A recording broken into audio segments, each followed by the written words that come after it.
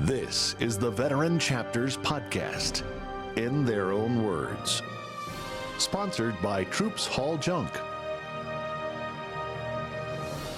Well, what led me to join the military was I was working at Johnny's Car Wash on North Circle, and I realized that I was not going to be able to make a career out of that. And I was dating this girl, and I knew her parents probably wouldn't want somebody that was working at the car wash. And so her father was in the Air Force. He was a Chief Master Sergeant. And I just felt maybe that's the route to go. So I decided to join the Air Force while she went off to Baylor University. So that's how that started out. And with that, what was basic training like, the early days of that, it was a surprise to me. It was a little bit different than the regiment that I used to at home, but it was one that really kind of taught me some discipline and ways to think and how to manage my time and such. I mean, back in those days, we didn't have ADHD. We just had that kid's a rotten kid, you know. So the military helped with that and kind of directed my attention to really where I needed to go further on in my time. I think the most positive impact I had, I was stationed at Tyndall Air Force Base, and at that time was part of Air Defense Command, and Peterson Air Force Base and Peterson Field was all part of Air Defense Command. And so they had an operation down there called William Tell. And so all the generals would fly in to Tyndall to watch the operations of William Tell. And that is the aircraft loading, operations of the aircraft, operation as far as battle is concerned and such. And I was one of these guys that I always wanted to get back home. And at this time, I'd catch a hop if I could, and I found a way to catch a hop. Well, on this particular weekend, it was a 3-day weekend, and I went down to the air terminal, and I said, I want to catch a hop, and I talked to different pilots, see if I could get on. No, can't get on, and finally somebody said, why don't you talk to General Hurst's pilot? I said, okay. So he came in, he said, the General doesn't take passengers. I said, okay, not a problem. About 5 minutes later, he comes back to me, he says, there's something wrong with your uniform, and I have my name tag on the wrong side. And we got to laughing about that, joking about it. He said, tell you what, fix your name tag, and I'll see what the general says. And I got on the aircraft, and I'm excited to get home because I want to go see my girlfriend, who, by the way, is now my wife. But I get on the aircraft, and once I get on there, I'm realizing I'm sitting across a general, one-star general, and I'm kind of freeze up. And I was... all of a sudden, I didn't realize, am I going to have to sit at attention for the next 3 hours? And once we were wheels up, we kind of took off the rank and all that. We got into some good conversations. And his fatherly advice, he wanted to make sure that I knew that I had a mission to do. We all had a mission. We had just different levels, responsibilities, but each one of us had a responsibility. And the fact that each of us put our pants on the same way. And there were some other discussions that we had. And with that, when I exited that airplane, I had a completely different view of how I viewed the Air Force and military life. And I would use a lot of what he said throughout my career as to getting either working with people or being folks in high-ranking individuals or supervisors or even subordinates, how we really need to work. Let's look at the mission, different levels of it, take your responsibility serious, because it all comes together as a puzzle, and that's how that worked. And that has stayed with me for years. Day in the life while I was in uniform was it was a matter of just getting up, getting your uniform ready, getting that uniform on, and then going to work. And depending on what year it was or where I was stationed, was going to depend on the work that I did. And so I would go into that. When I was in munitions, it was always a matter of making sure that I knew what my troops were doing, because I was a supervised crew chief at one time, and making sure we had everything lined up. We took care of the business at hand, whatever work order was. When I worked in line delivery, making sure that we were able to get the bombs or the bullets out to the aircraft.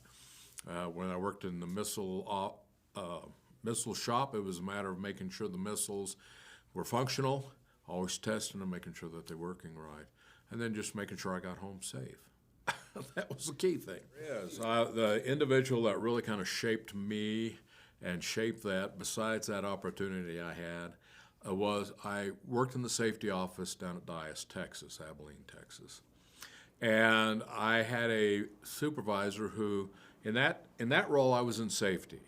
And so I was training to be a ground safety or industrial safety individual. And I worked in explosives, and I worked in missiles, and I worked with nuclear weapons. But he comes into the office and says, we have a bird strike. And so his concept was safety is safety is safety. No matter what your position was, take the role, take the bull by the horns, you go out there and do it. And so with that, it was always, what more can I do to improve myself, not just put myself in a cubby hole or a slot somewhere, but really kind of expand that out, which really later on in life, after I retired from the military, being able to take on some jobs, working in contractor and satellite control network, as well as being a professor with Embry-Riddle Aeronautical University, able to teach students in the areas of safety as well as many other opportunities. And with that, you get that phone call saying, well, Professor X had a heart attack. Can you fill in this course on airport planning and development? Well, yes, I can. Let me work on that. I usually about 3 or 4 pages ahead of my students, but other than that, but those were things that I learned during that time, and he really was instrumental in making sure that came about. Probably one of my most difficult challenges I had is I made a mistake when I took my ASVAB test, the test that you take when you come in this service. I wasn't a test taker, and I really didn't want to have to take a test, and this was in high school. But I didn't realize how far that would carry on through my military. So there were opportunities I missed out on, and I couldn't figure out why. And then until somebody said, let's go take a look at your scores. And I can see where I kind of fluffed it off. But once I realized that and figured out what that is, I could make those changes. And then that really helped improve a lot of my success, what I was able to do, what I could enroll in, what programs I could work on, and allow that to happen. To transition back into civilian life after being in the military for 22 years, and what that was like is, coming back to Colorado, there's a lot of operations that are contract-oriented towards the military. So in a way, that's not so difficult, but you had to be aware of when, doing resumes or even type of work, what you said and how did you say it. For instance, I made the mistake in a job interview saying my troops when I'm talking about people that would work for me. Well, that wasn't the right answer, and that was brought up after I was told I didn't get the job. So I had to change a lot of my words. How did I respond to individuals that may work for me or people I would work for, as well as knowing that when I was in the military, if I got a call saying, you're going to have to can you stick around to 6 o'clock? That wasn't a problem. In the civilian world your time is shut off at 5 o'clock. Why aren't you home? And having a hard time getting used to that, because there's always somebody you get the phone call saying, okay, you got an operation to do, we have an emergency, and finding out that's not within my lane, or that's not my job, that's not in my job description. So that was a little difficult at the beginning, But once you figure that out, change the word in the words of my resumes or in the interviews or whatever, then that really kind of helped out. If I were to give one piece of advice to somebody that's looking at joining the service today, is make sure you do a good reflection of yourself.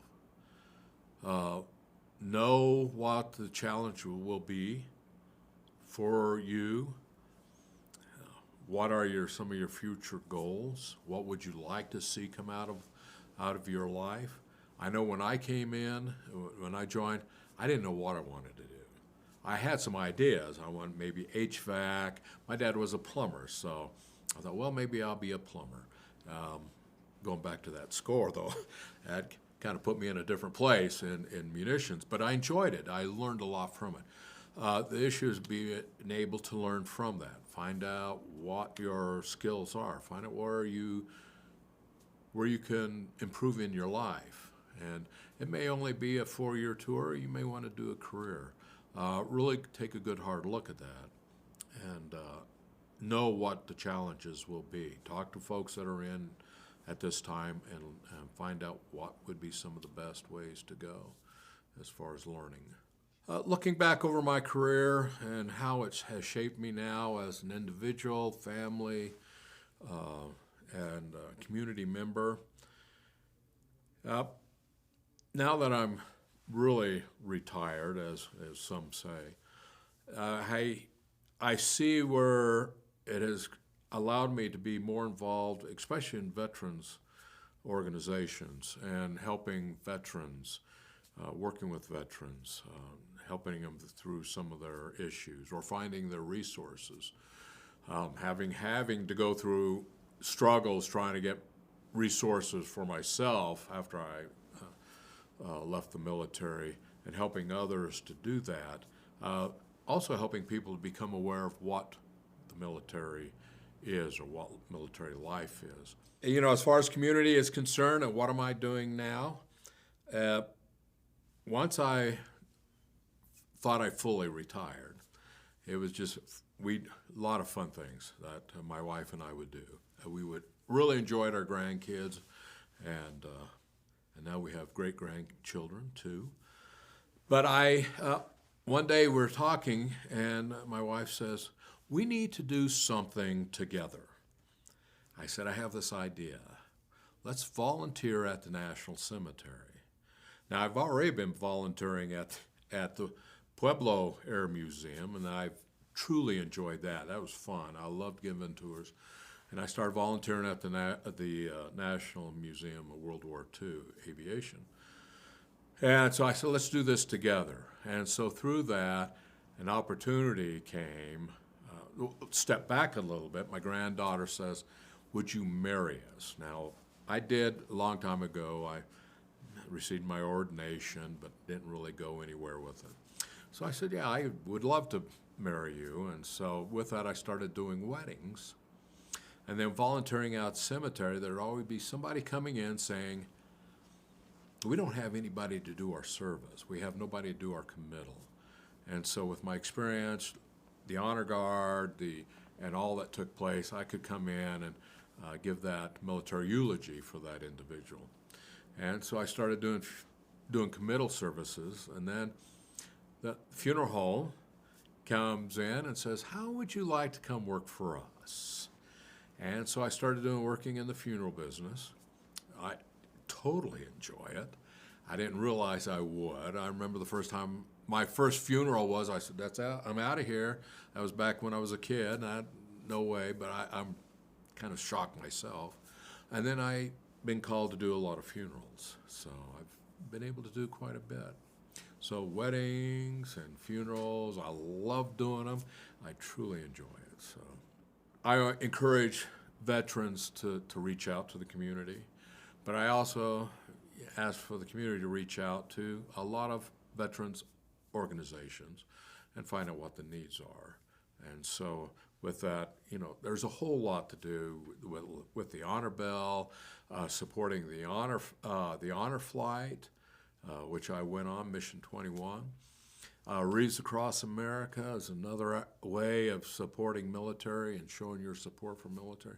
There's a lot of different things that civilians can be involved in, even volunteering, such as the cemetery and other organizations.